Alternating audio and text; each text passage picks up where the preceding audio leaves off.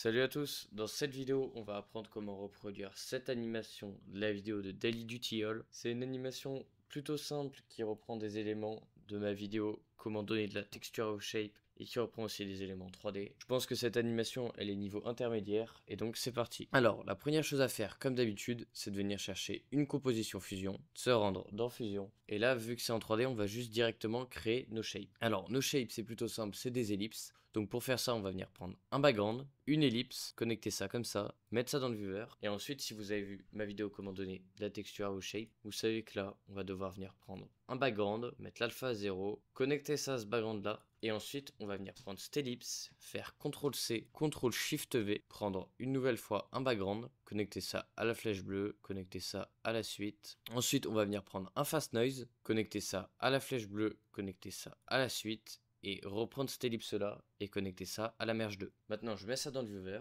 et là dans mon instance je vais venir faire clic droit sur les bords flous des instances, pareil sur la largeur de bordure, pareil sur inversé et pareil sur rempli. Maintenant je vais venir décocher la case remplie et je vais venir augmenter la largeur de bordure. Pour l'instant je vais essayer quelque chose comme ça et ensuite je vais aller dans mon fast noise, augmenter les détails, augmenter énormément l'échelle et là vous voyez qu'on retrouve à peu près le même look que dans sa vidéo. Là, on peut peut-être jouer un petit peu avec le contraste et le brightness. Là, on va jouer un petit peu avec le grouillement, comme ça, vous voyez, ça va bouger, peut-être un peu moins. Et maintenant, on va venir mettre les mêmes couleurs que lui. Donc, les couleurs, c'est dans ce panel-là. Là, vous allez mettre l'alpha 0, et on va venir choisir donc du bleu. Je vais prendre un bleu comme ça, et un bleu comme ça. Je sais pas si c'est exactement les mêmes couleurs, mais bon, peu importe.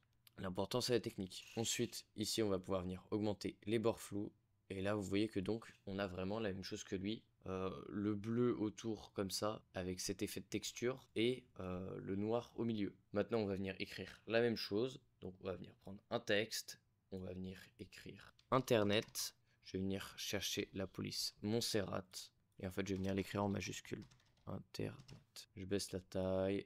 Et maintenant, on va devoir venir donner cet effet un peu néon comme dans l'animation. Donc on va venir chercher un nœud qui s'appelle ligne de balayage. On va venir l'ajouter. Ensuite on va venir dans mode de fusion, obscurcir. On va augmenter la fréquence. Et on va venir chercher un bleu comme ça ici. Et ici un bleu un peu plus foncé. Maintenant on va venir ajouter du glow, augmenter le glow.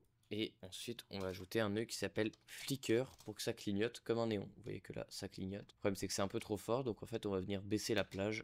Et là, vous voyez que ça clignote. On peut peut-être baisser la vitesse, un peu augmenter ça. Et là, on est très bien. Maintenant, on va venir prendre ça, faire CTRL-C, CTRL-V. On va venir écrire le reste. Donc, bar slash restaurant. Et encore une fois, on va venir copier et écrire les amis.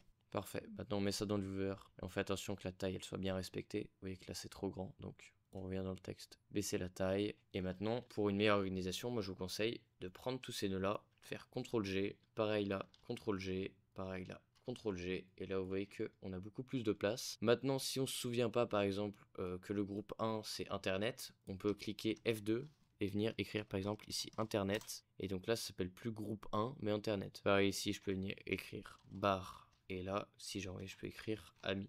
Voilà. Maintenant, je m'y retrouve bien. Maintenant, il faut venir mettre ça en 3D. Donc pour ça, on va venir chercher un nœud qui permet de passer de la 2D à la 3D. C'est l'image pleine. Et vous venez en prendre 3. Vous connectez chacun de vos groupes à une image pleine. Et maintenant, vous connectez vos images pleines entre elles. Là, ça vous crée une merge. Et maintenant, vous allez venir chercher une caméra 3D et un render 3D. Une fois que vous avez ça, il faut qu'on fasse aussi le background en fond. Le background est plutôt simple. C'est juste un background noir. Là, on va le connecter à la suite et mettre dans le viewer avec un autre background, une ellipse, connecter l'ellipse à la flèche bleue du background, connecter ça à l'autre background et dans ce background là on va venir mettre un bleu comme ça et dans l'ellipse baisser la taille, augmenter les bords flous, tac, et jouer un petit peu avec ça et là peut-être mettre bord flou un peu plus élevé, tac.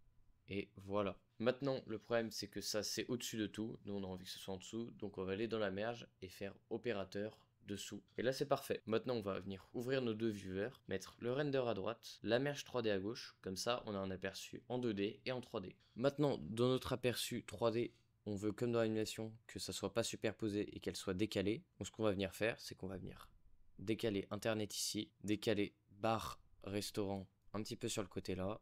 Et enfin, le dernier, on va venir le décaler sur le côté ici. Maintenant, on va venir prendre notre caméra, mettre une keyframe sur le Z, venir s'avancer. On va venir à la frame par exemple 40, mettre une keyframe à barre restaurant. Donc là, vous voyez qu'il n'est pas trop dans le champ, donc on peut revenir le prendre et le décaler un petit peu. Et ensuite, on va venir faire une keyframe à 70 et encore une fois, reculer. Et maintenant, c'est important, il faut aller dans le spline. Et là, on va pas faire CTRL A, SHIFT S, mais CTRL A, F. Comme ça, il y a vraiment une distinction entre les deux. Maintenant, on appuie sur T, on augmente un petit peu là, on augmente un petit peu là. Et là, vous voyez que tac, ça va sur internet, ça s'arrête, et puis ça va sur les amis. Maintenant, si je regarde toute mon animation, donc avec la merge, là vous voyez que j'ai bien mon background, et que j'ai la même animation. Alors, si vous voulez progresser encore plus vite sur DaVinci Resolve, le meilleur moyen c'est de rejoindre le serveur Discord LB DaVinci.